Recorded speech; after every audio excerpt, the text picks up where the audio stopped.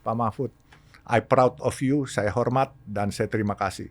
Dikala beliau sebelum mengundurkan diri karena ingin nyawapres, beliau membuat surat kepada Kementerian Keuangan. Isinya, hutang terhadap perusahaan Yusuf Hamka harus segera dibayar karena ini ada dendanya 2%. Barang siapa yang menghambat pembayaran ini menyebabkan negara dirugikan karena denda 2% ini, pejabat negara tersebut bisa dipidanakan. Nah loh, Kita kasih solusi. Bapak Alun, Siap. Pak Yusuf Hamka, ya ampun. Akhirnya datang juga, susah sekali, Anda sibuk sekali, Pak. Bukan susah, memang kegiatannya memang padat, Pak. Mohon maaf, Pak. Iya, nggak apa-apa. Tapi memang saya butuh Anda di sini karena banyak sekali polemik-polemik para pengusaha yang memang bahas ya. Kalau di detail kan, yang pertama ya Tapera kita masukin lagi lah boleh. Terus tentang bagaimana terkait utang-utang Anda yang ada di bank Piutang saya, maaf. bukan utang saya. Utang-utang negara buat Anda menjadi piutang berarti kan? Iya, sempet sih difitnah seolah-olah saya yang mesti punya utang sama negara.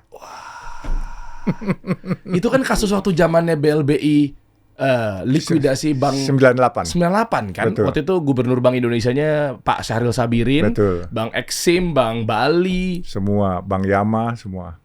Nah, yang piutang Anda ada di Bank Yama. Ya, Berapa nilainya, Pak? waktu itu 78 miliar. Nanti kita bahas ya. Ya, kok nggak bisa cair kenapa? Karena memang lagi diputar dulu atau memang nggak tahu lah, kan rame tuh waktu kemarin. Nah ini kan dari kumparan tuh merasa difitnah soal utang. Tuh coba klik lagi. Yusuf Hamka mana Dan? Akan laporkan 2 anak buah Sri Mulyani. Betul. Ini belum kelar nih. Sudah minta maaf semuanya, dua-duanya. Dan Oke. yang minta maaf ya kawan kita yang satu juga udah terbuka minta maaf. Siapa? Mediasinya. Cici oleh Iya. anak tercinta. Ya minta maaf. Oh, Cici Memediasi. iya maksudnya memediasikan. Dicari oleh orang yang memfitnah yang staf sus, dicari dia hubungin Oh, saya. langsung seketika. Satu, ada nama Pak Yusuf Hamka. Yang kedua, Cici punya suami, podcast Denny Sumargo, selesai udah kalau lama diproses, diangkat langsung. Ya nggak, Ci? Curang nih, backingannya curang banget, gede banget. Enggak juga. Dan banyak lah, nanti kita bahas. Belum lagi DKJ, udah denger Pak? Jabodetabek Jur. Dengar. Iya kan, nanti kan Presiden terpilih Pak Prabowo dan juga Pak Gibran nanti wacananya kan akan jadikan DKJ. Ya udah tahu juga lah ya, nanti ibu kota akan pindah ke IKN. Nah, saya butuh Anda juga di sini kenapa? Karena pengusaha nanti seperti apa? Kira-kira spendingnya kemana? Karena nanti mungkin bisa jadi ada Sudirman baru yang ada di Bekasi, jalur Sudirman gedung-gedung tinggi yang ada di Jakarta Utara, Jakarta Barat, Jakarta Timur, Kepulauan Seribu. Karena kan akan seperti itu. Jadi New York lah mungkin. Kayak Yang penting gini Pak, bukan jalur Sudirman baru. Kalau jalurnya kayak Sudirman tapi macetnya juga kayak Sudirman, saya pikir juga nggak nyaman.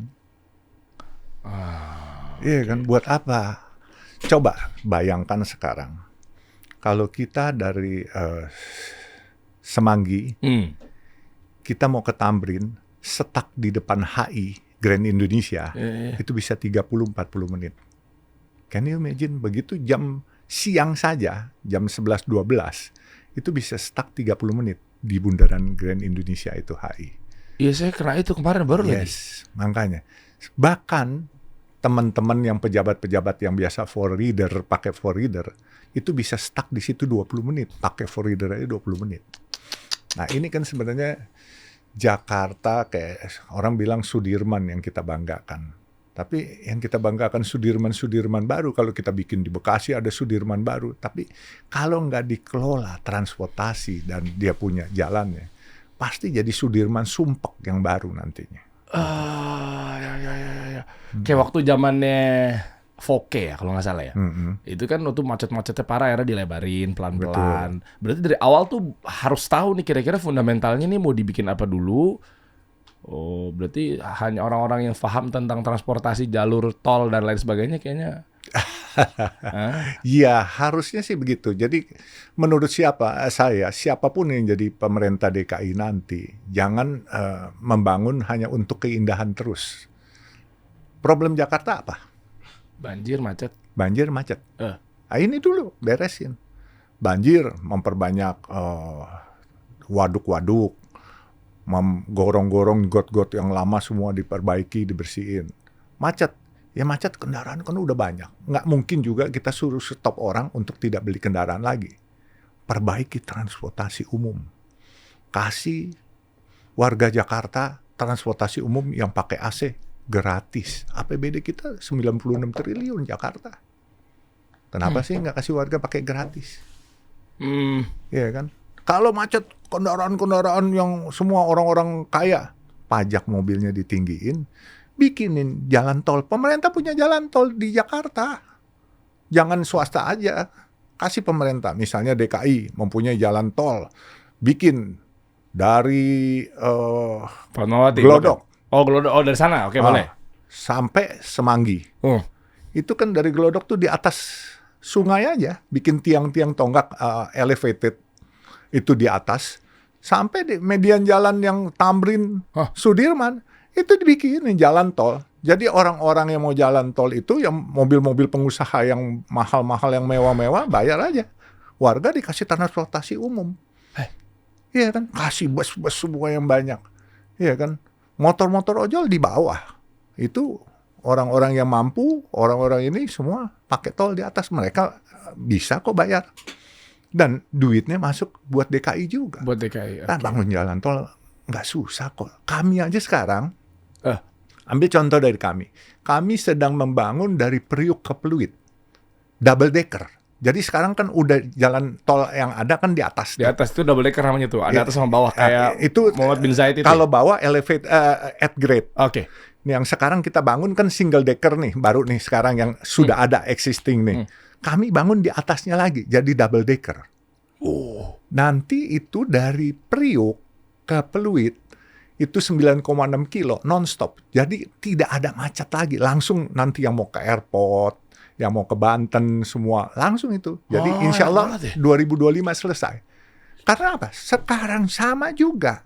Kalau dari Tanjung Priuk, dari Sunter, kita mau ke Pluit, itu bisa 1 jam, 1 jam setengah. Jam 11 siang udah macet begitu. Terutama truk-truk berbaur dengan kendaraan umum. Bareng, iya. Iya, jadi nanti mungkin kita akan bagi. Apakah truk yang di bawah, yang existing sekarang, atau truk nanti di atas yang langsung, yang non-stop. Gitu. Jadi kita bikin di atas itu. Jadi cepat itu. Kita mau ke peak, mau kemana. Nah setelah nanti sampai di Pluit, kita bikin Pluit Cengkareng. Jadi kita tembus di peak 2 sampai ke Cengkareng lagi. Jadi kita bikin semua jalan. Karena kita nggak bisa bilang, oh warga jangan beli mobil. Warga cari duit, dia kepengen menikmatin.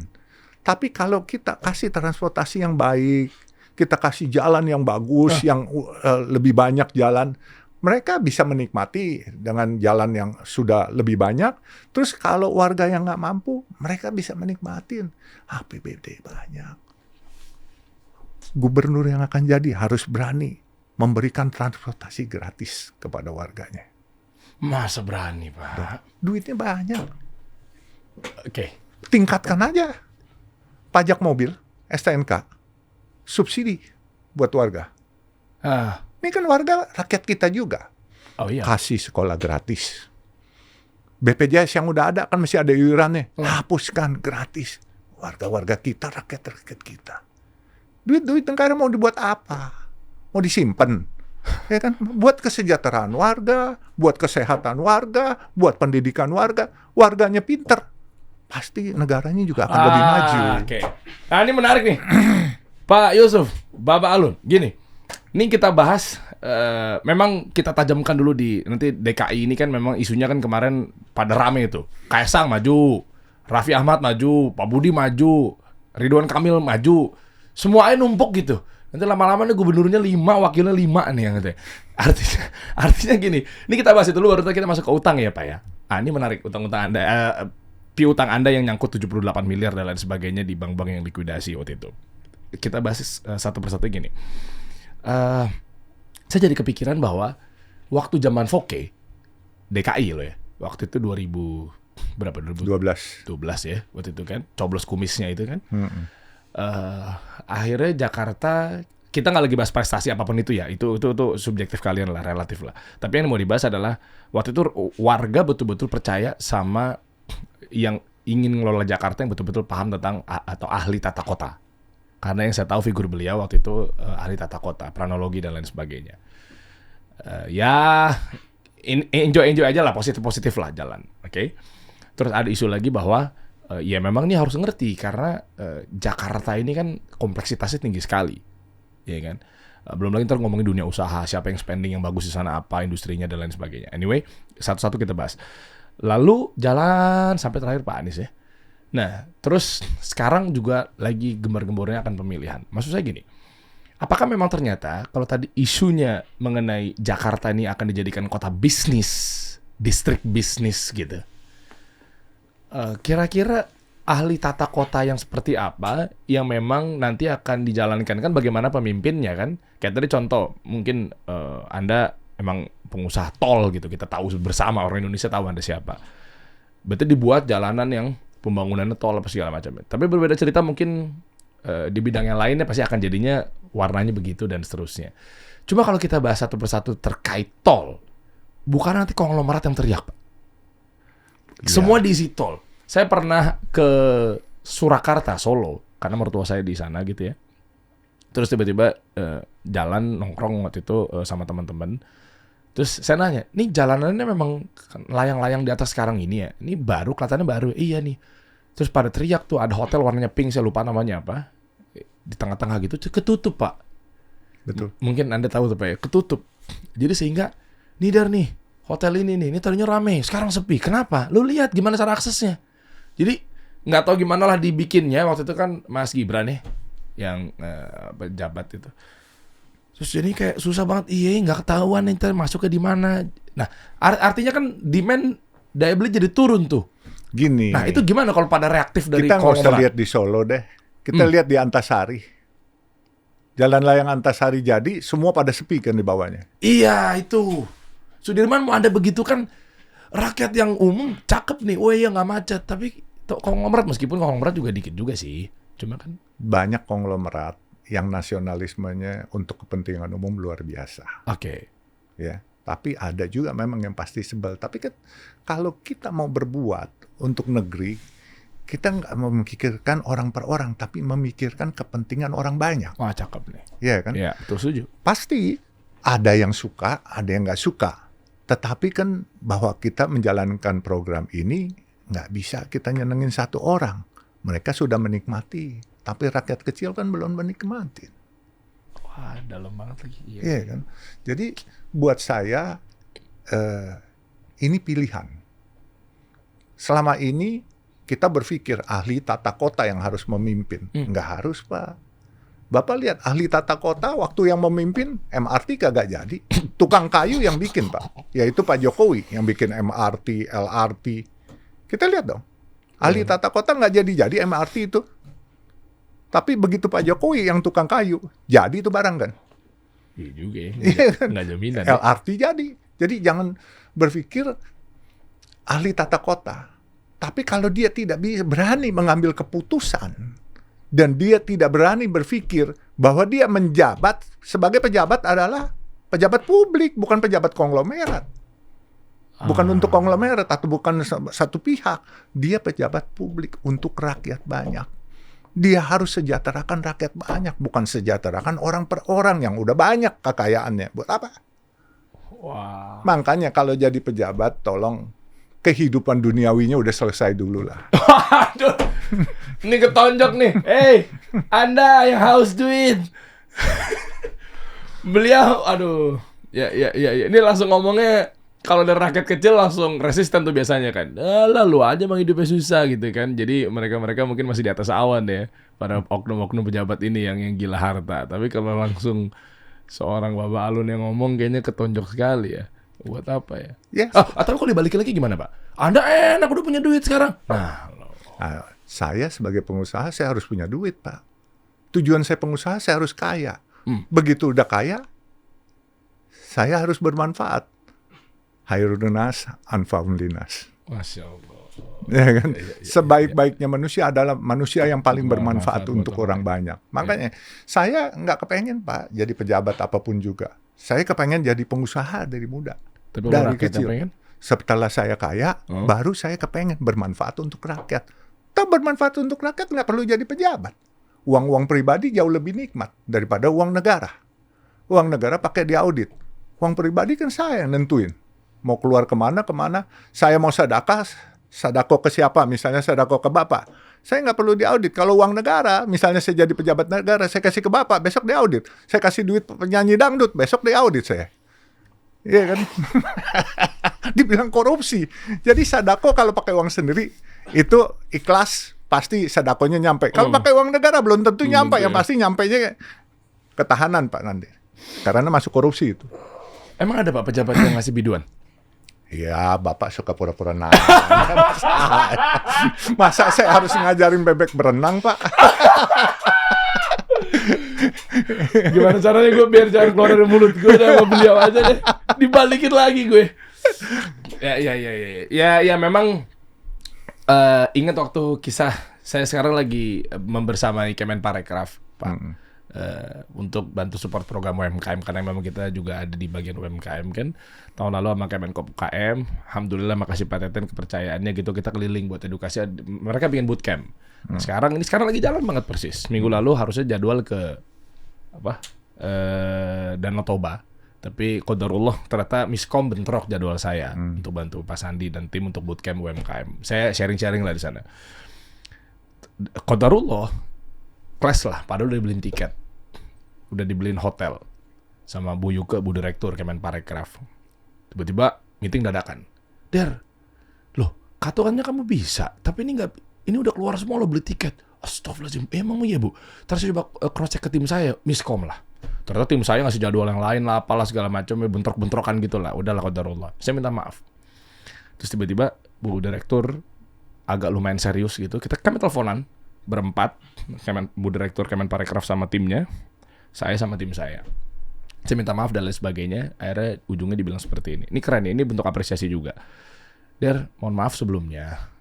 Ini masalah serius. Kami ini, kata Pak Jokowi di Kementerian Parekraf, Pak Sandi dan lain sebagainya ini, alhamdulillah bisa dibilang mungkin masuk jajaran paling atas yang tidak ada korupsinya. Wah, lemes tuh langsung. Tapi kalau dengan adanya seperti ini buat pelajaran ya, Der. Kamu udah dibeliin tiket pesawat, beliin hotel apa segala macamnya, kan akhirnya iya Bu, betul Bu, saya minta maaf, miskom. Mohon maaf harus ditandatangani segera surat pernyataan, jangan sampai ini menjadi fitnah bahwa ada uang yang meluncur buat hotel, uang yang kosnya dipergunakan buat tiket pesawat, tapi nggak ada orang yang berangkat. Sampai segitunya. Oh Bu, baik Bu, saya siap tanda tangan. 4 orang ya, tim kamu beserta tim tanda tangan. Nah, ini kooperatif dari pemerintah juga. Oh iya, pasti saya tanda tangan Bu, saya tanggung jawab. Baru dicerita. Bukan masalah uang hotelnya nggak seberapa sih, dari hotel, tiket pesawat, Garuda bisa dihitung lah gitu kan. Itu uang nggak besar. Tapi Rp1 yang meluncur itu akan ditanyakan dan diaudit. Gua lemes Pak. Betul Pak. Waduh, nih jangan sampai ini jadi praktek dugaan korupsi kan, kalau jadi fitnah kan di Kementerian Parekraf. Baik Bu, kapan saya tanda tangan Bu? Ternyata itu bukti konkret bahwa ngeluarin uang Rp1 pun juga perauditan luar biasa ya. Betul. Makanya nggak perlu jadi pejabat. Kalau mau sedekah pakai duit pribadi aja. Ngapain pakai duit negara? Kalau mau cari popularitas, mau cari pencitraan pakai duit negara, itu udah korupsi Pak. Tapi kan niatnya bantu rakyat pakai uang negara. Tapi ada timbal baliknya nggak? Mau nyalek nggak? Mau pilkada nggak? Nah, kecuali bansos BLT itu udah ada SOP-nya, udah memang dianggarkan oleh DPR. Tapi kan kadang-kala banyak kan yang memanfaatkan itu juga untuk kepentingan pribadi. Kasih ke rakyat, dia nongol di depan seolah-olah ini dia yang bantuin. Itu kan biasa. Nah, makanya naik waktunya dulu Pak. Oh iya. Bawa bantuan ini naik waktunya memang empati, simpati, atau emang nanti lu pilih gue ya. Kan ada yang terselubung begitu. Ini gue bantu lu ya Der. Jangan lupa ya, nanti pas pencolokan inget gue tuh. Kan begitu biasanya. Udahlah, Bapak juga pura-pura nggak tahu aja lagi, ya kan? Iya juga ya. Tapi keren loh. Saya apresiasi barusan dulu. Bukan saya mengalihkan perhatian, gara-gara saya ya takutnya juga ada sih. Tapi saya mau ngapresiasi barusan. Pak Yusuf Hamka telah mengamalkan di kitab Arba'in Nawawi yang pertama, innamal binniat. Tergantung gimana caranya niat kita. Jangan sampai ujung-ujungnya karena jabatan semata dan seterusnya. Wow. Nah, tapi kalau rakyat yang pengen, Pak. Saya balik nih, Pak. Pengen apa? Pengen Anda maju DKI. Sebentar. Saya kemarin ngobrol sama Ipang Wahid. Duduk di sini gitu, Mas Ipang. Ya, ada yang depan kamera, nih belakang kamera, kita ngobrol lah. Intinya, ada beberapa bahasan yang memang detail sekali ya. Karena beliau kan waktu itu ada di 02 gitu kan. Terus menjelaskan bagaimana negara ini dibangun, pengusaha harus ngapain, dan seterusnya. Pelaku digital harus ngapain. Keren, pinter banget beliau. Ya pokoknya intinya adalah ada sempat satu obrolan di belakang kamera dalam tanda kutip gitu terkait dia memang harus dibenahin betul-betul orang-orang yang tepat gitu, terutama DKI ya, karena memang ini kan ada berubah, Mas Ipang ini kan akan ke IKN apa segala macamnya gimana gitu kan. Ya memang harus ngerti, salah satunya yang saya ingat dari beliau adalah memang harus ngerti orang yang paham mengenai dua masalah tadi. Banjir, bagaimana nge-solve-nya, macet, bagaimana nge-solve-nya. Berarti apa kesimpulannya? Ya berarti tentang transportasi. Kendalanya tuh di situ. Ya memang ini bagian dari saya juga, salah satunya ngundang Anda juga sih Pak. Nah, ya nggak tahu sih, nggak tahu dengar, takut salah ngomong saya. Kok ada yang bilang rakyat butuh Anda, Pak? Nggak tahu kan, saya kan. Ini mah. Saya sering ketemu orang aja Pak. Semacam ini kemarin saya makan sama Mas Ipang. Di tempat Pak Erlangga, Ketua Umum DPP Golkar. Golkar, ya. Dan memang masih dibahas bahwa Mas Ipang bilang konsultan semua yang konsultan politik DKI di situ nama saya selalu muncul. Oh ya? Lalu Pak Erlangga meminta saya, kamu maju di DKI. Nah kan? Tapi saya bilang Pak saya istiqoroh dulu Pak. Nyampe ke saya. Oh itu. Oh, jadi kemarin habis Jumatan, kita Jumatan bersama sama Mas Ipang, sama Pak Erlangga. Terus kita makan bersama habis Jumatan. Oke. Nah itu makanya. Nah kayaknya yang dirindu-rindukan karena macet ini kan masih menjadi menahun ya.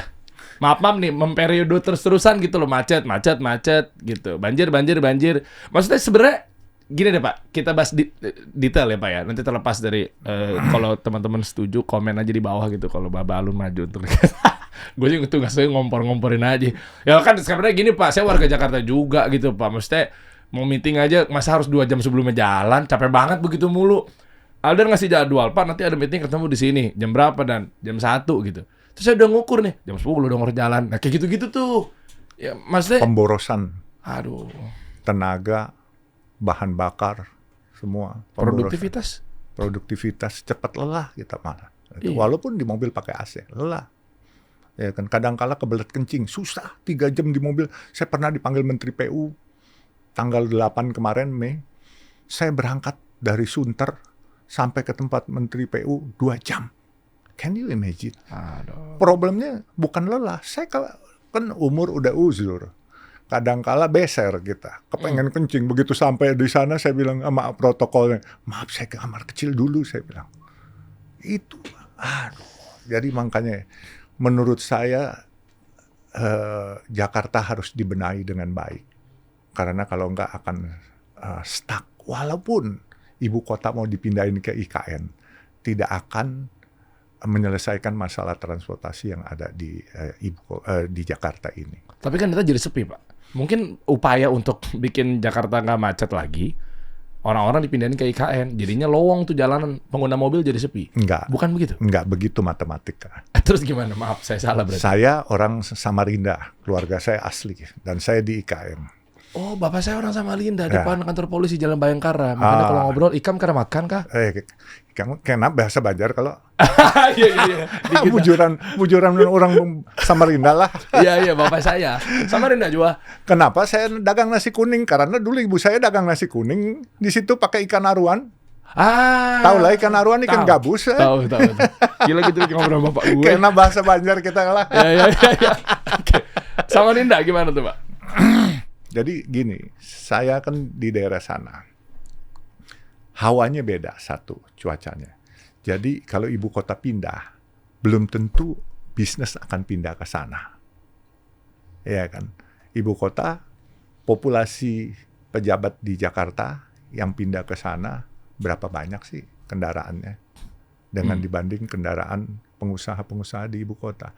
Dan ibu kota ini akan tetap mentereng. Akan tetap Jakarta, walaupun bukan ibu kota, Jakarta tetap akan mentereng. Dan itu nggak bisa tergantikan oleh IKN. Boleh ibu kotanya pindah, tetapi Jakarta tidak bisa tergantikan. Jadi tetap orang akan berusaha di sini karena infrastrukturnya sudah matang.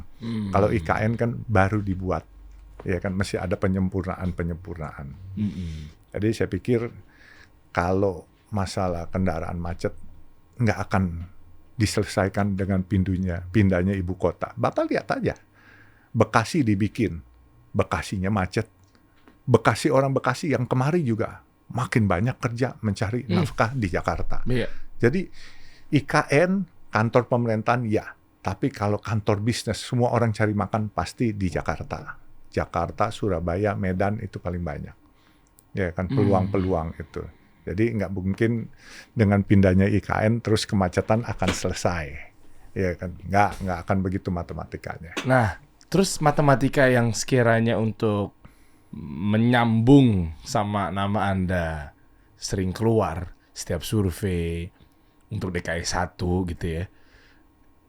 Apakah ada hubungannya karena ternyata orang-orang yang di luaran sana sudah betul-betul gerah tentang kemacetan Jakarta dan coba dicocok logikan ke Anda, Pak, bahwa Anda ahli transportasi, pakar tol, kan kita tahu bersama lah. Nah, apakah sekalian akhirnya kepikirnya gini kali, rakyat juga sekarang udah nggak bodoh juga kali ya, udah tahu kayak ini kenapa nggak ditolin aja sih? Mungkin refleks orang-orang rakyat biasa gitu loh. Kan padahal dari sini ke sini kan double decker apa segala macam kan bisa gitu. Atau mungkin ada juga sempat kepikir di pemerintahan-pemerintahan yang sebelumnya apa segala macamnya, tapi masalah APBD apa segala macamnya, dananya alokasinya mungkin, mohon maaf, mungkin nggak tepat gitu. Bukan buat tol misalnya, meskipun udah kepikiran misal gitu ya, meskipun kan pakai ilmu juga gitu ya. Tol aja kali ya, tapi enggak, kayaknya yang sisi ini dulu deh. Tahu nyatanya masih juga macet. Bukan masalah itu, masalah nyali. Ya, punya nyali nggak? Saya udah duga sih ya, Pak, bangun tol itu musuhnya pasti banyak, Pak. Dan juga bukan, kalau kita punya pembangunan, kita mau bangun apa, kalau nyerempet orang-orang berduit, begitu nanti diintervensi, apakah intervensinya pakai kekuasaan, apa pakai duit, akhirnya gamang hati. Oh, goyang lagi. Iya. Makanya kalau belum selesai hidupnya di dalam duniawi, susah. Wah, keren banget. Jadi nyali, itu masalah nyali. Kalau punya nyali, nggak peduli. Yang penting kepentingan orang banyak. Bukan orang per orang. Pasti selesai. Jakarta itu pasti bisa selesai.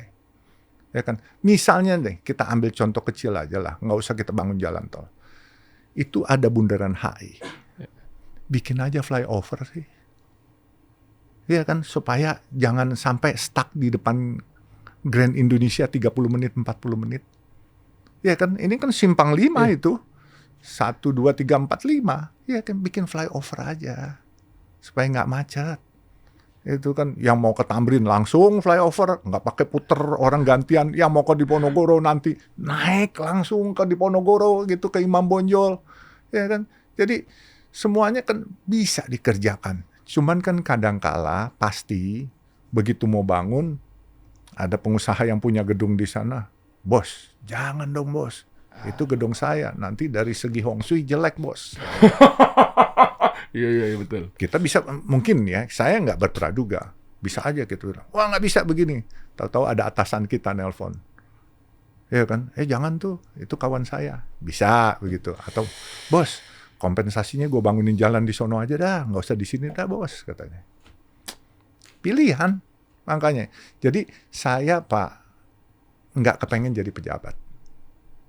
Walaupun katanya surveinya bagus atau apa, diminta. Banyak. Iya, memang elektabilitas tinggi atau apa. Saya punya mimpi bukan jadi pejabat dari dulu. Saya pasti punya mimpi dulu jadi pengusaha. pengusaha sudah tercapai. Ya kan? Saya kepengen jadi orang kaya, bukan pura-pura kaya. Ya kan? Dan supaya apa? Supaya saya bisa bermanfaat buat orang banyak.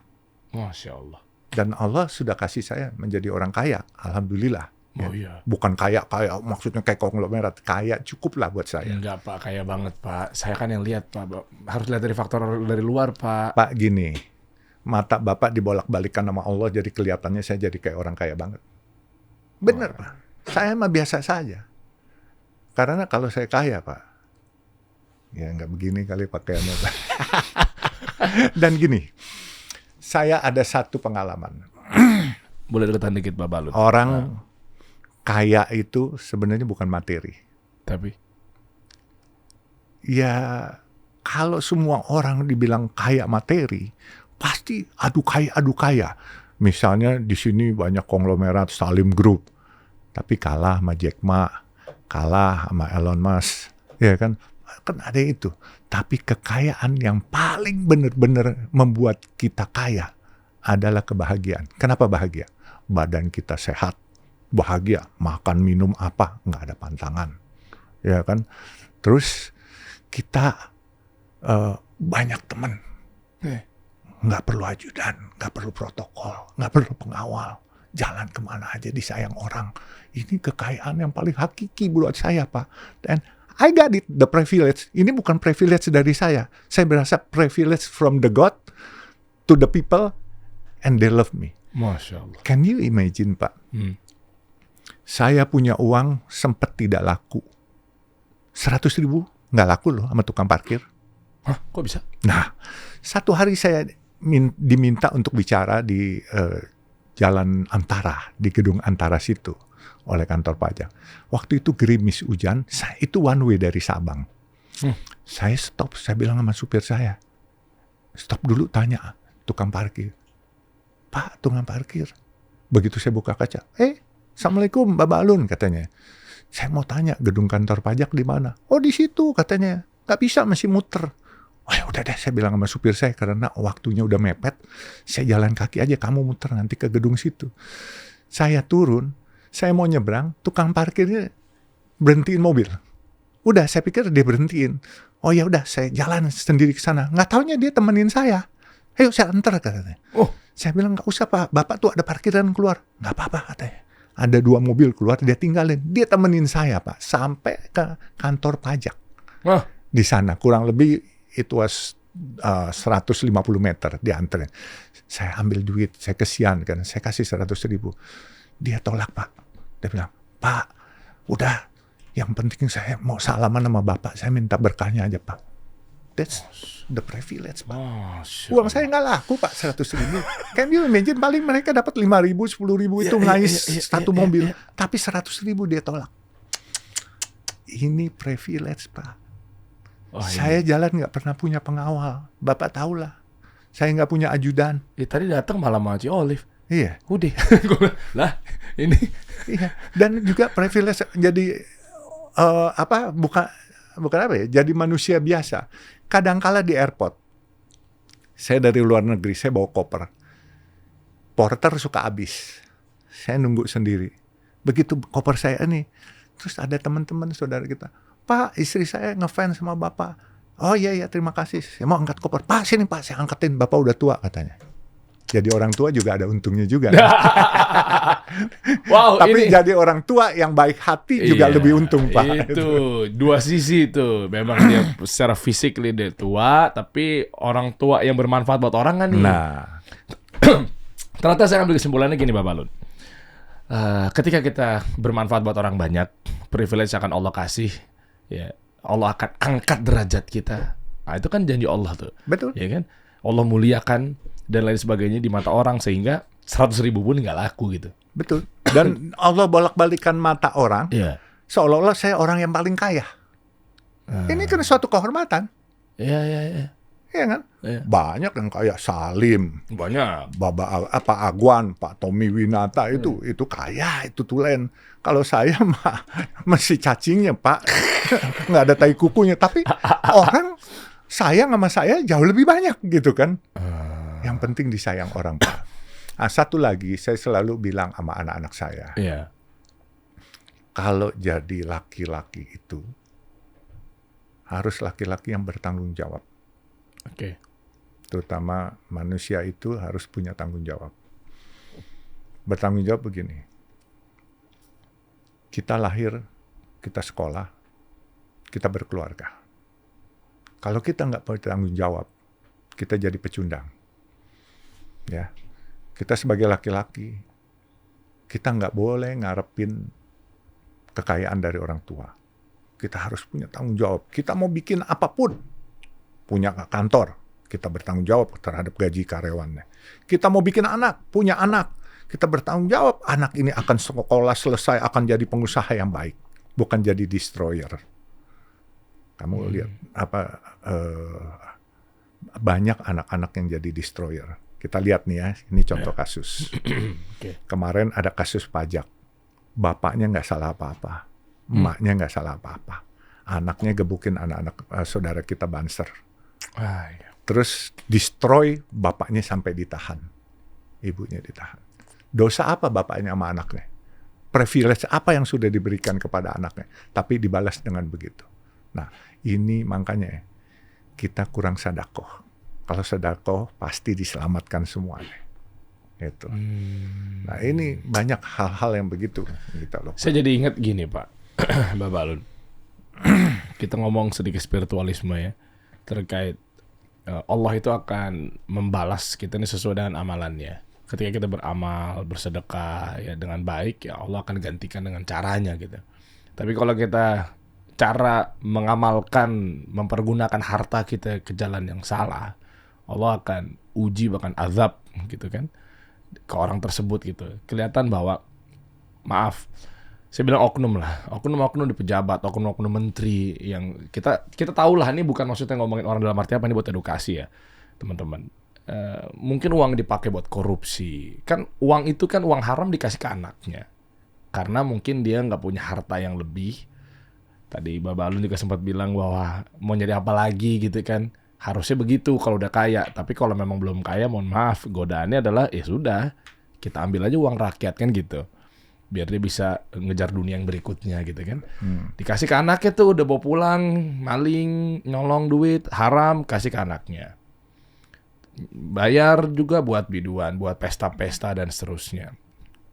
Yang ada ujung-ujungnya nggak berkah. Ya, lihat, coba lihat. Kita lihat kondisi di lapangan. Kita nggak mau bahas ke orang, saya nggak lagi nyebut orang siapa. Terus tiba-tiba anaknya jadi destroyer. Nah, itu karena uang yang dimakan itu kan uang dari hasil-hasil yang memang keharaman gitu loh. Ya kita fair-fairan aja, ini buat oknum ya. Saya nggak bilang semua di pejabat apa, enggak, ini hanya oknum. Banyak pejabat yang bersih gitu, yang baik banyak. Kasih ke anaknya bunuh orang. Kasih anaknya mukulin orang, perkosa anak orang, mobil mewahannya disita, dilelang kagak laku juga tuh Rubicon. Macem-macem deh. Ada lagi, misalnya anaknya narkoba. Itu bapaknya, neneknya, kakeknya pun ikut ke korban. Kita tahu lah ada satu pengusaha besar, neneknya luar biasa dikenal, begitu cucunya narkoba, ini nama neneknya kesian semua. Jadi makanya saya selalu pesankan kepada anak-anak saya, teman-teman, setiap kita mau berbuat apapun, terutama yang negatif, ya menyerempet negatif, kita harus ingat siapa yang melahirkan kita, siapa yang dilahirkan bersama kita, yaitu kakak adik kita, yang melahirkan kita ya orang tua kita, dan siapa yang akan dilahirkan oleh kita. Jadi misalnya saya berbuat, saya harus ingat nih dampaknya kalau saya misalnya narkoba. Oh, anak, nama bapak saya pasti disebut. Oh, itu bapaknya anak saya. Kasian nggak nih? Ini pasti kena. Kena masalahnya. Jadi jangan berpikir, oh gue narkoba, gue senang-senang sendiri, gue nggak ngerugiin orang gitu. Oh, nggak bisa. Begitu kena ketangkep, itu akan di blow up. Oh, ini anaknya si Yusuf Hamka, ya kan, Yusuf Hamka anaknya siapa, dibacain semua Pak. Apalagi netizen kita ganas-ganas. Wah, ya, itu maksudnya, makanya saya pengen dapat satu pencerahan lah dari Bapak Alun dengan ngobrol sini. Artinya kalau kita balikan lagi ke Jakarta dan lain sebagainya. Balik ke situ lah. Enggak, bukan. Saya sambil minum ya, jadi grogi saya. Bukan, maksudnya saya jadi ingat bahwa karena ini kan pilkada, Pak. Maksud saya ini buat masukan, bukan. Nasihatnya buat saya pribadi lah. Nanti kita lebih bijak. Ya kalau ada orang-orang yang ngomongin suara pemilihan dan seterusnya, berarti lebih bijak menggunakan suaranya. Kita harus bisa profiling orang ini gimana dan seterusnya. Maaf nih, agak spiritualisme lagi nih, dekat nggak dengan agama, masih haus dunia apa enggak. Itu kan menjadi gambaran, karena kan sekarang kan bulan-bulan dan tahun panas, Pak. Maksud saya tuh itu gitu loh. Jangan sampai kan saya baca komen-komen kan, ya dia lagi, gitu-gitulah macem-macem kan. Maksudnya kan rakyat juga sudah bisa menilai hasil screeningan dan scanningannya dia kan, bahwa kayak ntar begitu-begitu terus nih, begitu-begitu lagi nih. Nah itu maksud saya memang betul-betul ya saya hanya berdoa aja. Ini di luar topik lah, kayak mudah-mudahan nanti Jakarta ketika jadi kota bisnis karena banyak kepentingan, apalagi udah di labeling kota bisnis kan, Pak. Betul. Berarti kan nanti kan bahkan ada mungkin dari Kementerian Investasi akan lebih effort lagi kerjanya, misalnya gitu kan. Kalau sekarang misalnya Pak Bahlil gitu ya, ayo dong invest dong di kita dong. Apa nih, kota Jakarta sekarang ada Jakarta 2.0 loh. Di mana? Bekasi, mau diapain tuh Bekasi misalnya. Sampai Cianjur loh, mau diapain tuh Cianjur. Investor banyak pada masuk, Pak. Nah maksud saya kalau nggak dipegang sama orang yang tepat kan masalah tuh, Pak. Itu maksud saya. Anda sebagai pengusaha, sebagai pembangun kota dalam tanda kutip, kira-kira apa tuh nanti masukan, bukan buat pemilih terutama sampai ke pejabat nanti akan bertugas gitu. Gini, saya selalu berpikir gini. Jujur saya nggak pengen, walaupun Jumat kemarin baru disarankan lagi. Kalau tadi Pak Daryl bilang, rakyat minta saya, pasti rakyat salah. Karena saya nggak mungkin beli suara rakyat. Ya, saya nggak mungkin beli suara rakyat. Ini saya nih, jadi jangan angkat saya jadi pejabat. Saya nggak mungkin keluarin duit buat beli suara rakyat. Kalau saya berani beli suara rakyat, berarti saya akan mengkhianati rakyat untuk kembali modal saya. Cost recovery. Tapi kalau saya misalnya ditanya konsep saya apa, tapi saya nggak mau ya, ini saya jelasin ya. Kalau saya misalnya dipilih oleh rakyat, saya tidak akan memberikan uang seperak pun kepada rakyat. Tapi saya pasti jamin rakyat akan sejahtera. Bagaimana caranya? Sekolah gratis, BPJS gratis, ya, kesehatan gratis, terus transportasi gratis. Kemudian dia punya makan siang, pasti saya jamin gratis. Karena di setiap kelurahan saya akan bikin warung nasi kuning Baba Alun di sana. Setiap kelurahan. Tapi kalau kita dengerin mengenai program-program makan siang gratis, Pak, dari presiden terpilih ya, ya memang beredar di media apa segala macam ya. Apakah dengan upaya kasih makan gratis senilai Rp40.000 itu adalah menjadi satu ukuran bahwa ingin rakyatnya cerdas? Karena 40.000 disinyalir bahwa ini akan ada lauknya begini, 4 sehat 5 sempurna dan seterusnya gitu. Tapi mohon maaf, 40.000 itu kan kegedean nih kosnya. Tapi rakyat juga nggak bodoh-bodoh amat juga. Saya baca-baca aja sih komen-komen. 40.000 nyampe ke warung berapa nih? Masalah lagi deh. Maksud saya, gimana sih ini polemik ini terjadi gitu, makan siang gratis, Pak? Tadi karena Anda singgung itu gitu. Kami kan sudah menjalankan dari 2018. Tapi bukan makan siang gratis, makan siang disubsidi. Jadi kami beli dari warung Tegal, warteg-warteg UMKM setempat. Misalnya di sekitar kantor kami ada 5 warung. Kami giliran, minggu ini warung si A ya, minggu depan warung si B. Jadi kita gilir. Jadi kita beli 10.000 nasi, either pakai telur atau pakai ikan, pakai orek, pakai sayur sama kerupuk. Bisa memang 10.000. Ya, dan kita beli di catering setempat. Terutama kita nggak mau, bukan catering, warung setempat. Kita nggak mau mematikan warung setempat. Kalau kasih saya pakai catering, beberapa supir, terus ada asisten saya bilang, Pak, saya masakin aja Pak, katanya. Gitu, lebih murah. Saya bukan cari murah. Saya cari berkah untuk semua.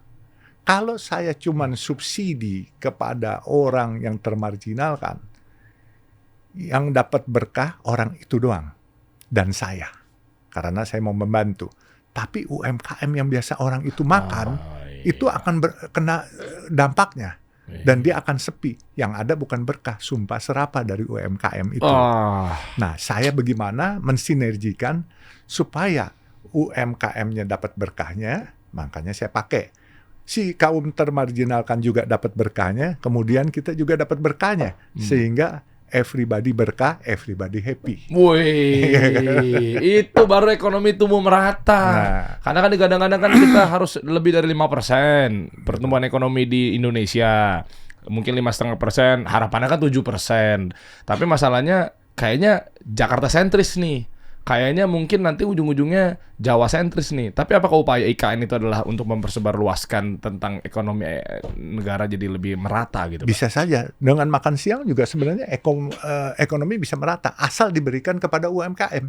UMKM itu akan bangkit, warung-warung setempat, pedagang telur, peternak ayam, peternak daging, semua itu akan ikut bangkit. Tapi kalau dibeli, Bapak bilang tadi angkanya berapa? 40.000. Waduh. Mewah banget kali ya. Kita kan biasa 10.000. begitu. Iya, kita biasa beli 10.000 sih, Pak. Ya maksudnya biar sehat kali, Pak. Ya, mudah-mudahan sih ya, Pak. Tapi kalau ini setiap kota berbeda. Supaya Bapak tahu, di Jakarta kami 10.000 masih bisa nasi lauknya ikan atau telur, pakai tempe orek, pakai sayur, pakai kerupuk. Di Cianjur kami cuma beli 7.000. Jadi kita subsidi cuma 4.000. Warga beli cuma 3.000 dari kami bayar ke warung 7.000. Jadi beda, setiap kota beda, Pak. Di Jakarta 10.000 mesti dapat. Di Bogor nasi uduk pakai telur 6.000. Di Cianjur 7.000 pakai macam-macam gitu.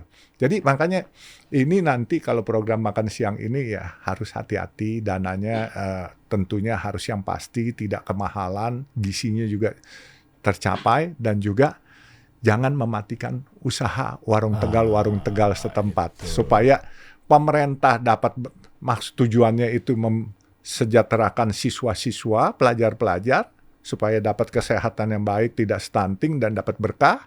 Pemerintahnya dapat berkah, UMKM-nya juga dapat berkah. Jangan nanti dikasih ke dinas pendidikan, ke dinas sosial, dibuat catering. Luar biasa. Nanti kesian nanti. Ya kita ngerti lah, biasanya kadangkala bisa ya, bukan selalu pasti.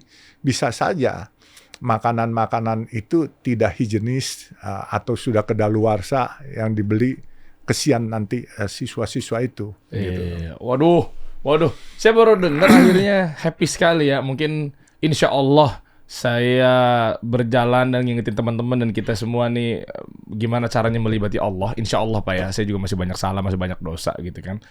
Nah, tapi baru dengar dari penjelasan seorang ya mungkin pengusaha dan seterusnya, apalagi disinggung mengenai kota Jakarta dan seterusnya. Tadi juga saya pancing dengan andai-andai, meskipun tadi beliau bilang saya sih nggak mau gitu ya, tapi artinya kenapa saya giring ke sana obrolannya? Saya melihat bahwa setiap di ujung obrolan, kalau teman-teman sadar berapa kali kata-kata berkah diucapkan sama beliau, teman-teman. Nah, maksud saya ya semua nggak ada yang sempurna, Pak. Tapi minimal kita melihat satu ikhtiar dan upaya, karena manusia itu terlihat dari siapa dia berteman, manusia itu terlihat apa yang diucap, gitu kan. Kalau sering-sering melibati Allah Tabaraka wa Ta'ala, ya berarti kan minimal terlihat bahwa ini orang nih apalagi sih yang mau dicari, gitu kan. Maka tadi dikit-dikit program makan siang gratis, begini biar ini tumbuh. Biasanya kan mentoknya di situ, Pak. Izin ya, gitu kan. Ini nggak semua lah, tapi begitulah. Biar tumbuh ekonominya, biar rakyat happy gitu kan. Ya itu juga sering, setiap 5 tahun sekali saya sering denger gitu, Pak. Izin. Ya kan. Betul. Tapi di ujungnya jarang sekali yang saya temukan. Biar tumbuh, biar dia berkembang, biar dia punya lapangan pekerjaan, banyak mempekerjakan orang, biar berkah juga, kitanya berkah, dianya berkah. Wow. Gitu. Maksud saya everybody berkah. Ya. Negaranya berkah, rakyatnya berkah, siswanya berkah. Akhirnya negara ini akan tumbuh kuat. Ini negara paling kaya, Pak. Gemari Palau Jinawi. Bukan hanya Amerika masuk Freeport, dari dulu udah ngincer kita. Sekarang dari pengusaha Cina masuk ke nikel semuanya. Jadi negara kita ini negara yang kaya. Tapi kenapa rakyatnya kok masih banyak yang susah? Ya bisa jadi mungkin gara-gara ada satu sumpah serapah dari seorang yang merasa terzolimi karena uangnya nyangkut 78 miliar. Atau ada uang saya juga di salah satu bagian 271 triliun.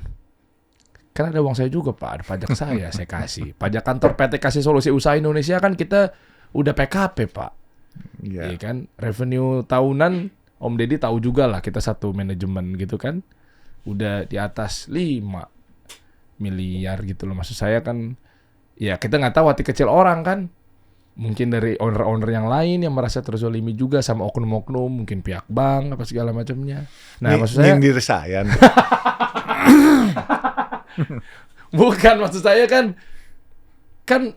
Anda pasti juga tahu dalil mengenai doa orang yang terzolimi. Betul. Nah, yang kayak gitu-gitu kan artinya kan gimana caranya mau berkah nih. Kita bareng-bareng loh ya. Kita nggak lagi mau nyerang siapa-siapa nih. Bareng-bareng, ayo kita berkah bareng-bareng. Kalau ternyata hati kecil masih terbesit orang terzolimi, doanya ngetuk langsung bisa pintu langit loh, Pak. Nah, yang kayak gitu-gitu kan maksud saya, apa iya harus dibenahin dari dasar dulu deh gitu sebelum nanti mereka berkoar-koar.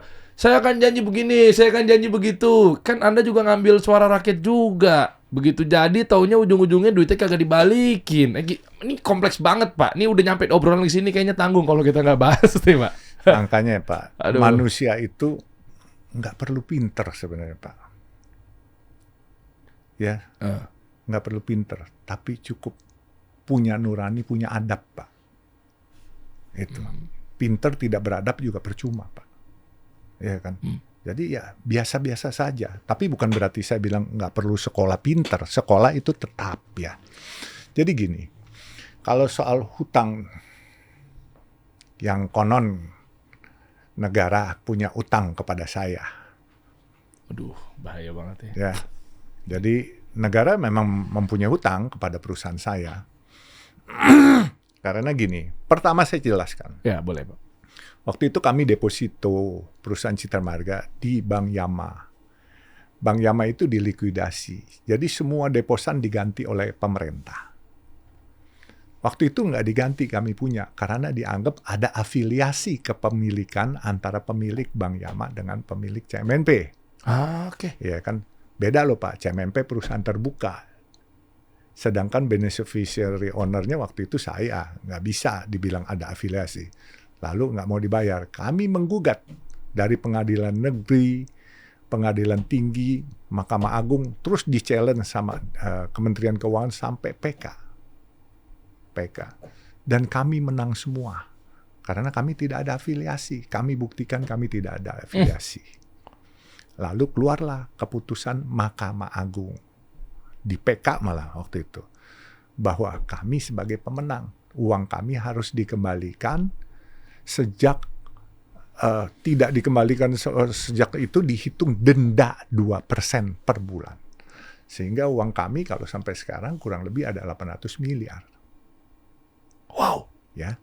Nah, yang lucu sebelumnya 2018 kami pernah ketemu, 2019 ketemu Menteri Keuangan. 2 kali kami bawa surat, Bu, tolong bantuin dong, Bu. Karena saya bilang bukan hanya keputusan Mahkamah Agung yang kami peroleh, tapi keputusan perdamaian sebelum Ibu Menteri Sri Mulyani, yaitu Pak Bambang Brojonegoro, Menteri Keuangannya, sudah buat kesepakatan dengan Kop Menteri Keuangan perdamaian dengan kami. Dan waktu itu utang hampir 400 miliar. Dia bilang, tolong diskon deh, ini kan buat negara katanya. Negara lagi susah. Oke deh, jadi 179 miliar. Dibuat Kop Menteri Keuangan perdamaian dalam 2 minggu dibayar. Kami tunggu sampai 1 tahun nggak dibayar. Kami somasi 2-3 kali, kami bilang perjanjian batal. Kami mau kembali sesuai keputusan Mahkamah Agung, denda 2% per bulan. Yang menarik, kemarin ini Pak Mahfud sempat bicara bahwa memang setelah melihat dokumen kami, bahwa negara memang punya utang. Dan negara sudah mengakui, bukan hanya melalui Mahkamah Agung, tapi Kementerian Keuangan sudah minta diskon kepada saya. Sudah ada hitam putihnya. Dalam 2 minggu dibayar, tapi setelah 8 tahun juga belum dibayar juga.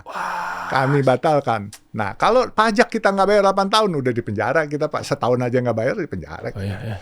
Nah, jadi terakhir, waktu bulan Desember kami dipanggil di Polhukam, datang dari Kementerian Keuangan, mau membayar, tetapi bukan 179 miliar lagi dia mau bayar, 78 miliar pokok asalnya. Negara meminta warga negara untuk taat hukum. Kalau negaranya nggak taat hukum, bagaimana warga negaranya mau taat hukum? Iya kan? Ya. Jadi makanya saya pikir dalam hutang piutang ini, yang lucu lagi, waktu kami nyatakan bahwa negara punya hutang kepada kami, terus langsung buzzer-buzzer dari kementerian itu, termasuk dari dirjennya sama staf khususnya, langsung menyerang. Terbalik itu katanya. Yusuf Hamka yang punya utang BLBI kepada negara. Saya challenge. Kalau saya punya utang kepada negara BLBI, saya bayar 100 kali lipat. Atau 1 triliun saya kasih, cuma-cuma.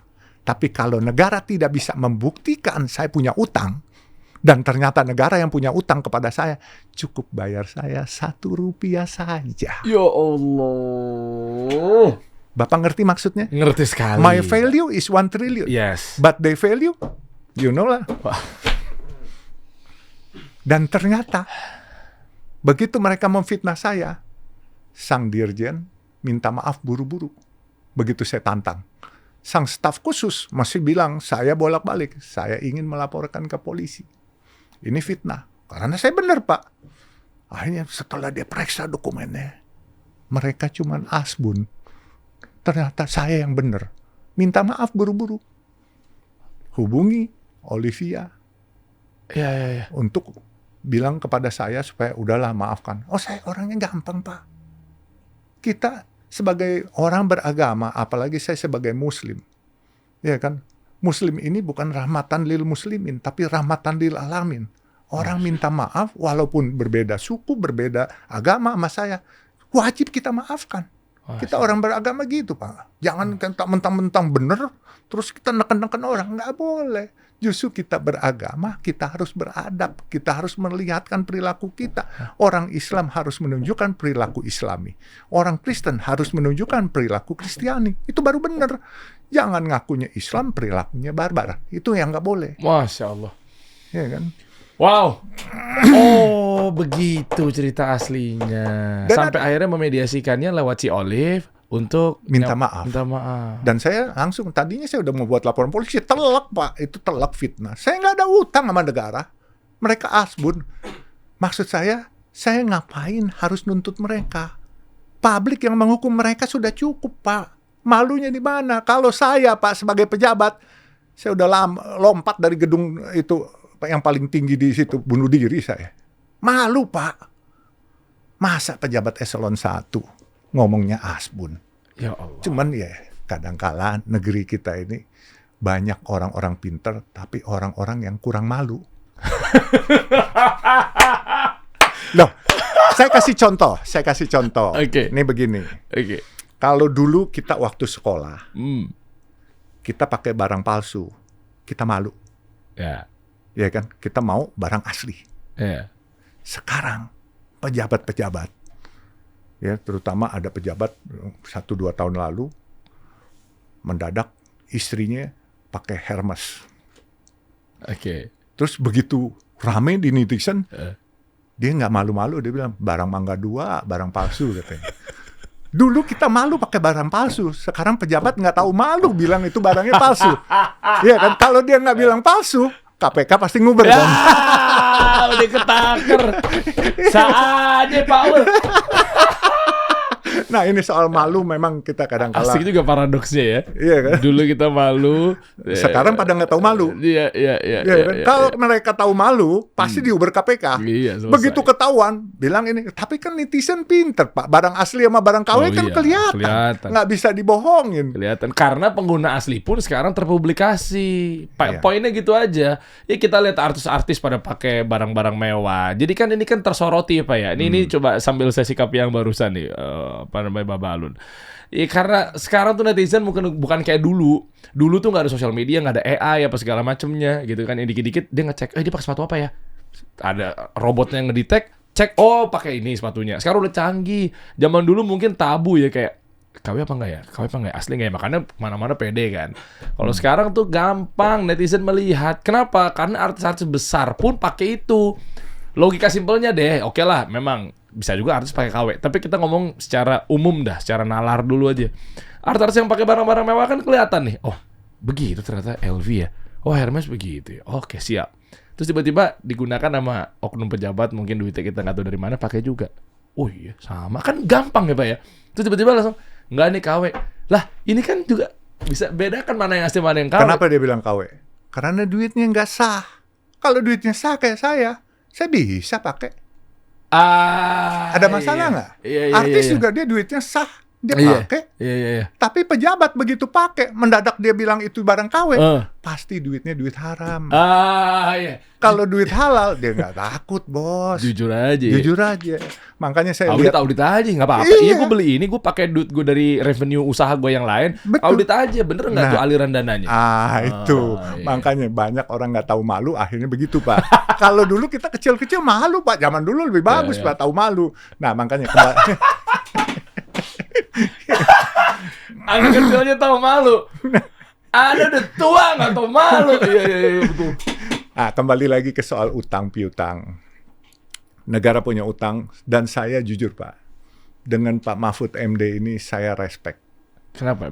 Beliau ngeluarin statement apa? Coba sambil dibuka dong. Profesor Mahfud MD, Ya, Babah Alun, atau utang negara atau apalah. Kita mau tahu. Statement beliau sekarang lagi menyikapi seorang pakar hukum ya beliau ya. Iya. Artinya beliau menyuarakan apa nih? Babah? jadi waktu dia melihat saya punya dokumentasi, Oke. dia langsung bilang, kamu benar. Karena ini udah ada kop Menteri Keuangan minta damai. Nah loh. Dia bilang, ini benar. Makanya Pak Mahfud ingin memediasi supaya utang saya dibayar. Bahkan beliau melapor kepada Presiden. Presiden sudah perintahkan bayar. Iya, Ini. iya. Mahfud MD berkata, utang Yusuf Hamka diakui era Menteri Keuangan, Menkeu Bambang Brojonegoro. Betul, sudah diakui semua. Nah, ada satu lagi yang hebat Pak Mahfud. Makanya dalam kesempatan ini, Pak Mahfud, I proud of you, saya hormat dan saya terima kasih. Dikala beliau sebelum mengundurkan diri karena ingin nyawapres, Januari Desember kemarin, beliau membuat surat kepada Kementerian Keuangan.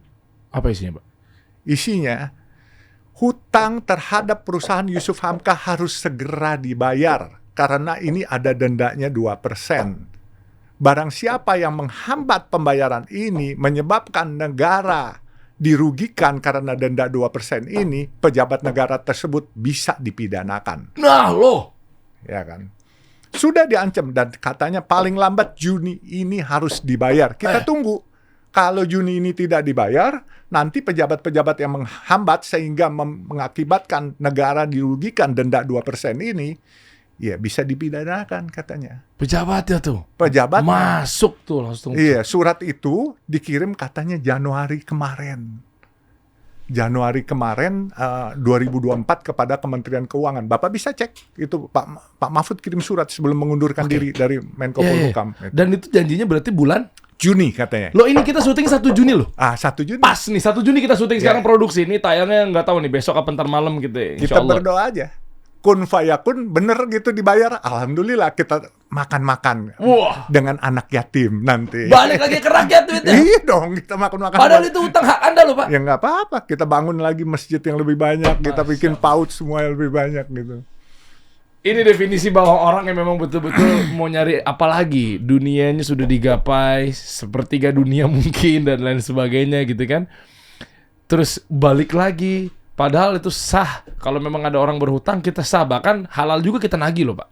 Iya, itu halal, boleh loh. Boleh, hak kita. Iya. Tapi ujung-ujungnya Bapak kan pembalikan ke sana lagi, rakyat lagi, Pak. Ya, umat masih banyak, Pak, yang masih perlu dibantu. Hari-hari hidup saya ini karena doa umat, Pak.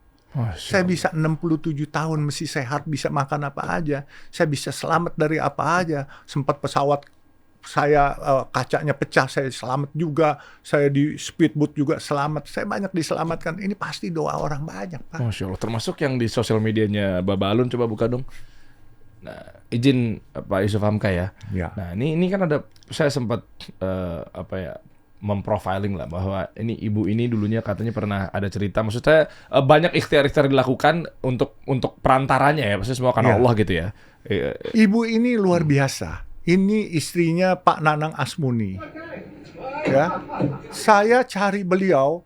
Ini dulu di kecamatan di Hulu Mahakam, Pak. Kita masuk dari Samarinda itu ke Kampung Dama itu kalau naik takbut itu bisa 2-3 malam. Jauh banget. Ke sana, jauh banget.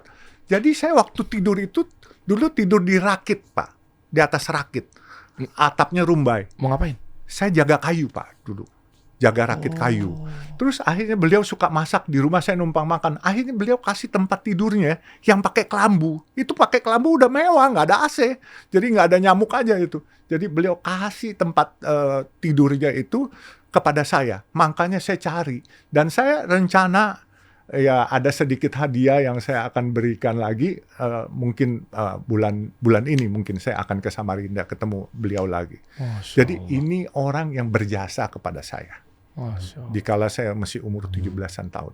Ya Allah, Allah pertemukan dia dengan takdirnya kan. Dan saya nggak pernah lupa orang-orang yang berbuat baik kepada saya.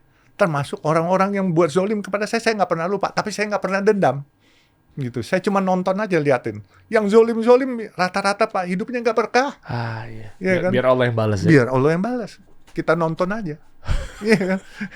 Wow, nih ya di Sungai Kedang Pahu. Masakan yang lalu, nostalgia kita. Sungai Kedang Pahu kita di Damai, Kecamatan Damai. Jadi 50 tahun saya baru ketemu ini ibu lagi. Dan saya cari dia. Memang saya cari beliau. Saya ingat siapa-siapa yang berjasa pada saya pasti cari. Saya nggak pernah lupakan. Masya Allah. Wah, sekarang kondisi ibu itu sekarang gimana, Pak? Sehat ya? Boleh tahu, maksudnya beliau usaha, kerja kan? Enggak, anak-anaknya udah usaha, udah kerja. Dan saya udah bilang sama ibu ini, Bu, anytime. Saya ini adik ibu pokoknya. Kalau ibu ada apa-apa, keluarga ada apa-apa, ada saya pokoknya. Saya selalu bersama ibu. Dan masih sehat juga lah ya, udah 50 tahun. Buat saya kesetiaan terhadap persahabatan itu harga mati, Pak. Wow. Dan itulah, menurut saya, itulah berkah yang saya dapat. Ibu ini ditolong gimana rakyat nih. Ya, insya Allah, Pak. Insya Allah. Coba lihat yang berikutnya, Aldan. Masuk lagi dong, yang sebelah kanan dong. Itu saya kita harus banyak belajar loh sama beliau-beliau loh. Maksudnya nih kita nih umur-umur 30 tahunan nih, saya, teman-teman semua. Ayo dong, sebelum menuju 40 tahun nih, apa yang udah bermanfaat buat orang nih. Jangan sampai malah hidup kita hilang arah nih. Ini gimana ceritanya, Babalun? Ini saya selamatkan orang ini, Pak. Dia waktu itu masih mahasiswa. Dia orang Jepang. Kami anak-anak Indonesia waktu itu lagi mau cari sekolah di sana, itu nyewa rumah. Kami nyewa rumah di Sixth Avenue situ. Oke. Terus menjelang maghrib itu jam 6, jam 7 itu ada seorang narik koper jalan. Saya tahu di depan sana daerah rawan dan daerah hitam situ, orang-orang hitam semua. Dan kalau malam itu tembakan bertalu-talu. Gangster situ semua. Terus saya bilang, mau kemana kamu gitu? Dia bilang, saya mau cari apartemen. Di mana? Ya saya belum tahu. Kamu jangan ke sana, nanti kamu mati. Saya bilang gitu, bahaya di situ. Terus dia bilang, terus saya harus bagaimana? Terus saya bilang, lu mau nggak tinggal di sini malam ini? Besok baru lu cari lagi. Terus dia tanya, can I? Oh boleh, saya bilang. Saya langsung bilang teman-teman saya, angkatin kopernya. Kita angkatin kopernya. Kita nolong orang, Pak, kita nggak kenal. Cuman kita tahu nih orang dalam bahaya. Mukanya nih orang bahaya, Pak. Kalau dia ke situ, paling nggak dirampok. Iya kan, bisa-bisa nyawanya hilang. Iya kan? Nah, kita selamatkan dia di situ. Saya, Pak, tidur. Waktu itu ada spring bed. Ada besinya, ada atasnya. Kasur saya yang paling enak, atasnya saya kasih dia. Saya punya itu besi bawahnya, saya pakai bed cover, saya alasin, saya tidur. Tapi kan Anda punya hak kalau itu kasur Anda sendiri, Pak. Saya punya hak, tapi saya pikir tamu tentu lebih berhak. Ini tamu saya anggap. Walaupun saya nggak kenal dia, anta beranta datangnya dari mana, saya nggak. Tapi saya tolong dia, Pak. Terus saya di sini, akhirnya malam dia di situ, kita kasih makan apa semua. Dia dengar tuh, Pak, jam 2 pagi tuh, helikopter, itu helikopter polisi. Dan dia senang. Akhirnya dia jadi teman. Dia akhirnya tinggal sama-sama kami. Udah deh, kita tinggal di sini biar dempet-dempetan juga nggak apa-apa. Jadi sahabat baik. Nah, selalu dia nulis surat kepada saya, Pak. Setiap ini dia selalu pakai postcard dia kirim. Please don't die before I die. Ya Allah, melo sekali persahabatan. Ini persahabatan yang luar biasa yang saya nggak pernah tahu bahwa ini akan terjadi. Nah, satu lagi, jangan pernah lupa, kita tolong orang ini pasti ada gerak Allah. Iya. Ya. Saya ada satu masalah. Oleh sahabat saya diminta tolong. Masalah yang sangat complicated waktu itu pas COVID. Crucial. Apa itu, Pak? Ya, ada urusan bisnis yang nggak selesai sama orang Jepang. Saya bilang, gue mau ke Jepang, gue bisa dapat visa nggak keluar dari sana? Dia bilang, mau ngapain? Saya mau ada urusan, mau nagih, mau apa. Udah lu diem-diem aja, lu kasih gue alamatnya di mana, kata. Mau ngapain diem-diem aja? Ya nanti gue suruh dia ke Jakarta. Saya kan bingung, nih orang kok suruh tuh orang ke Jakarta. Jakarta lu bisa atur nggak kalau COVID ketemu? Oh bisa, saya bilang, saya bisa jemput di airport. Saya bilang gitu. Oke. Dalam 3 hari orang itu nelpon saya, Pak. Yang saya cari-cari susah. Nelpon, minta maaf, dan minta ketemu saya. Oh ya? Iya, saya bilang, lu mau datang? Datang, gue jemput. Datang, dia beresin semua urusan saya, Pak. Teman saya punya itu urusan. Dia beresin semua. Terus saya tanya, lu kenal dia? Enggak. Hah? Terus kenapa lu kemari? Orang-orang dia, katanya. Emang siapa orang? Lu emang nggak tahu dia siapa? Rupanya pentolan dari orang-orang berpengaruh di sana. Di Jepang? Iya. Kita nggak tahu, 17 tahun saya, waktu umur 17 tahun saya tolong dia. Tapi di kala saya punya masalah dengan orang-orang Jepang, perbisnisan dan lain sebagainya. Iya. Ternyata dia menyelesaikan. Ternyata dia cukup powerful di situ. Wow. We never know, Pak. Dia adalah olahraganya triathlon, Pak. Iya, triathlon yang lari-lari. Berenang, lari, sepeda itu. Dan badannya, Pak, lemaknya nggak ada. Kalau ketemu saya itu dia selalu pakai jaket, pakai handuk. Karena kedinginan, nggak ada lemaknya. Oh. Dan ternyata dia megang organisasi cukup besar di sana yang berpengaruh. Ini makanya gerak Allah nggak bisa lawan. Nolong orang, jangan berpikir orang ini akan balas kita. Itu poinnya. Ternyata 50 tahun, begitu kita punya kebutuhan, kita ditolong sama orang ini. We never know, Pak. Makanya saya bilang, luar biasa persahabatan, Pak. Ini wisdomnya luar biasa loh dari Babah Alun ini luar biasa. Kenapa? Karena betul ya, kembali lagi ke dalilnya jelas gitu kan. Kalau di Islam itu kan istilahnya bukan karma gitu kan, itu kan di luar Islam karma. Tapi kalau di kita nih istilahnya setiap amalan pasti ada balasannya. Nah, ya memang mirip-mirip lah gitu. Nah artinya ya apapun itu, tapi bentuknya adalah ketika kita mengamalkan sesuatu, milih-milih nih kayaknya ini bakal menguntungkan buat gue ya, kayaknya ntar bakal dapet proyek ya kalau gue tolong yang ini, tapi gue nggak kenal nih, ntar ujung-ujung malah gue yang diginiin lagi. Kan suudzon tuh di depan tuh, ya kan macem-macem nih kalau gue nolongin ntar jangan-jangan malah gue nih yang disikat nih. Banyak kan yang kepengen nyalon-nyalon begitu tuh. ya kan? Ntar gue drop, gue ditusuk nggak nih ya? Iya. Tapi kuncinya adalah ketika kita mengamalkan atau beramal, Allah itu akan balas sesuai dengan amalan kita. Mau itu amalannya umur 17 tahun, ya kan? Bahkan kan kita dengar juga nih, Bapak Alun saya dari ustadz saya apa segala macam yang mengatakan bahwa kenapa kita berdoa tapi kok nggak Allah kabulkan. Bisa jadi ntar di akhirat ditimbang beratnya tuh di situ gitu loh. Nggak usah di akhirat, Pak. Di dunia, cuman waktunya kapan kita belum tahu. Makanya kalau bersadako, kalau bantu orang, lillahi ta'ala aja, ikhlas. Jangan ngarep-ngarep. Apalagi nih, misalnya nih, maaf nih ya, ngasih motor ngarep kijang gitu, mana mungkin? Iya kan secara matematik nggak mungkin. Jadi lillahi ta'ala aja, Pak. Saya bantuin dia, Pak. Ikhlas loh, Pak. Saya nggak ngarep. Saya kagak tahu dia keluarga siapa. Saya kagak tahu. Iya kan? Jadi saya tolongin, malah kasur saya yang paling enak saya kasih dia. Bapak pikir nggak? Dan saya tolongin dia. Dan saya nggak kenal dia dan teman-teman saya. Semua kita ngangkatin koper. Dan kita bahagia nolong orang gitu. Bisa menyelamatkan orang, masuk ke daerah gangster. Kita selamatkan orang ini. Ternyata jadi teman baik sekarang. Jadi setiap kami ke Jepang, Pak. Itu kami kayak VIP, Pak. Pengawalnya banyak, apa semua banyak. Itu semua. Dan ya organisasinya cukup dikenal lah. Tapi saya nggak usah sebutin di sini lah. Saya kayak hampir mau nebak-nebak nih. Apa coba depannya? Huruf Y bukan? Yes. Bener. Gila itu gede banget itu. Orang ketiga, Pak. Hah? Oh iya? Ini kita nggak janjian loh. Saya tahu organisasi besar di Jepang tuh itu. Ya udah. Bahaya itu. Makanya. Jadi makanya saya kaget.